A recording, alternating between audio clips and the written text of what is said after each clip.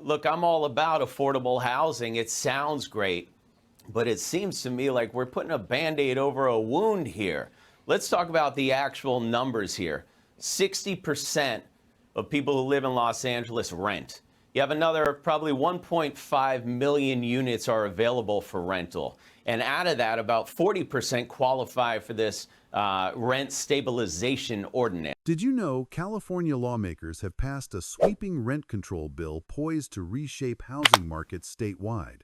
While framed as tenant protection, experts warn it could unintentionally drive small landlords out of business, reduce rental housing supply, and accelerate the very affordability crisis it aims to solve. A bill with big consequences. In recent legislative sessions, California has enacted new rent control measures intended to shield renters from sharp rent hikes and displacement. Supporters call these policies necessary protections in a state with some of the highest housing costs in the nation. But a key question is being argued by housing economists and property owners alike.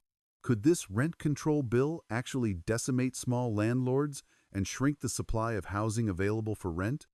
In this video, we break down what the bill actually does, how rent control laws affect landlords and tenants, the economic mechanisms at play, the short and long-term risks for California's housing market, what the new rent control bill does.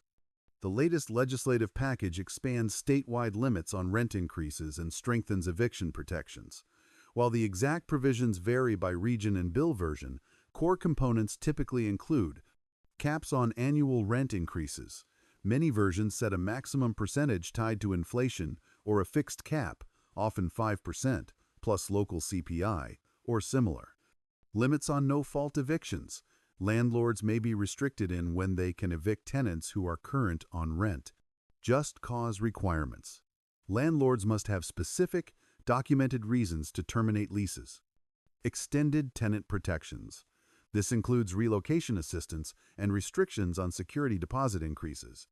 These laws are designed to prevent sudden rent spikes and reduce displacement pressures, but they also shift financial risk from tenants to property owners. Why small landlords matter?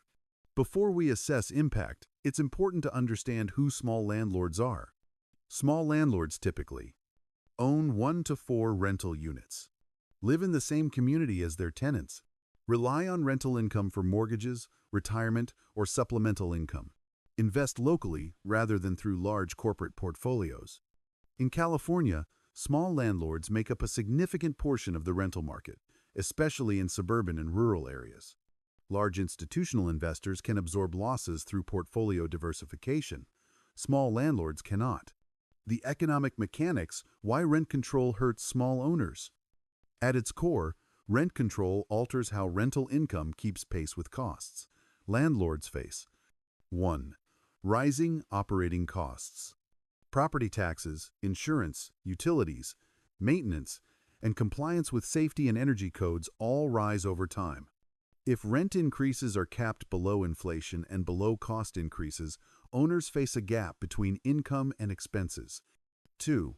Maintenance deferral. When profit margins shrink, landlords defer non-urgent repairs. Over time, this degrades housing quality and decreases property values. 3. Reduced incentive to rent. Rent control tends to reduce turnover.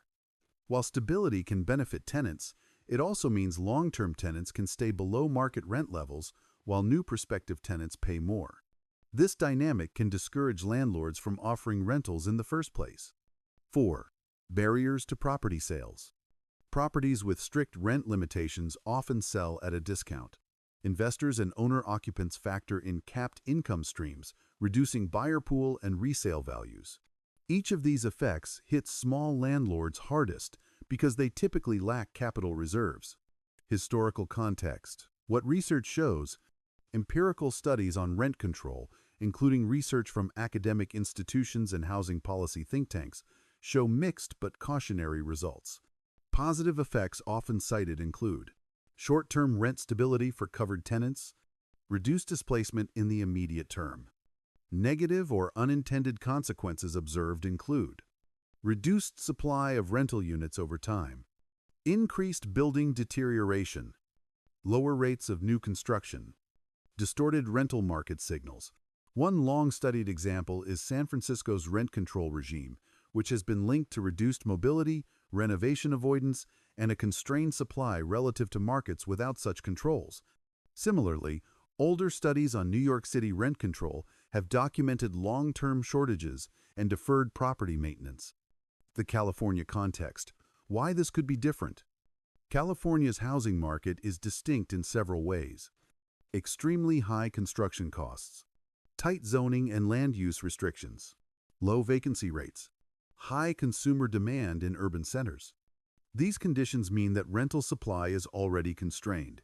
Adding rent caps without concurrent supply-boosting policies risks exacerbating shortages, encouraging conversion of rentals to owner-occupied units, incentivizing withdrawal from the rental market altogether. Small landlords may choose to sell rather than operate under capped income conditions. What small landlords are saying. Interviews and surveys of small property owners in California indicate growing frustration.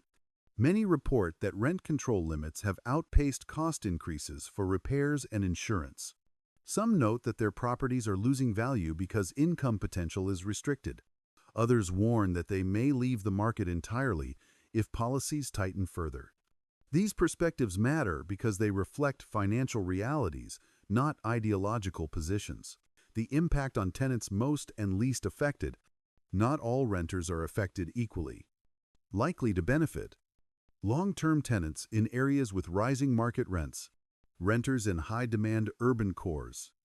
Likely to face secondary consequences. New renters entering the market, who may find fewer available units. Middle-income renters with incomes slightly above subsidy thresholds. Renters in markets with high controls and low supply.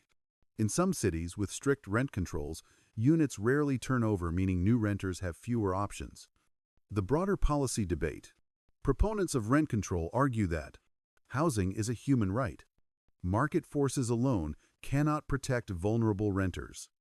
Immediate protections are necessary to prevent displacement. Critics counter that rent control does not address root causes of housing shortages. It distorts market incentives. It may worsen long-term affordability. Most economists agree that rent control alone cannot solve housing affordability without accompanying supply expansion measures like streamlined permitting, higher density zoning, incentives for new construction, subsidies tied to new units, political and fiscal realities. Beyond the housing market, rent control has broader implications. For local governments, reduced property values shrink tax bases. Fewer rental conversions slow development fees. For state revenue, sales and income taxes tied to moving, renovations, and construction may decline. Budget pressures could shift spending priorities. In this sense, the rent control bill is not just housing policy, it's tax and fiscal policy by proxy. What comes next? As the rent control bill takes effect, advocacy groups on both sides will mobilize. Municipalities may exceed or interpret provisions differently. Courts could be asked to weigh in on constitutionality or implementation. Markets may adjust in unpredictable ways. What remains clear is that small landlords, once a stable source of rental supply, now face a financial crossroads. Conclusion: a complex problem needs complex solutions. California's rent control bill aims to protect renters. But without thoughtful integration with broader housing strategies, it may unintentionally push out the very people who supply rental housing small-scale landlords. This is not about landlords versus tenants. It's about whether housing policy can stabilize rents and sustain a healthy, diverse housing market where supply, quality, and mobility all matter. California's housing crisis will not be solved by a single bill. Real solutions must balance protection, supply, and economic viability for all stakeholders.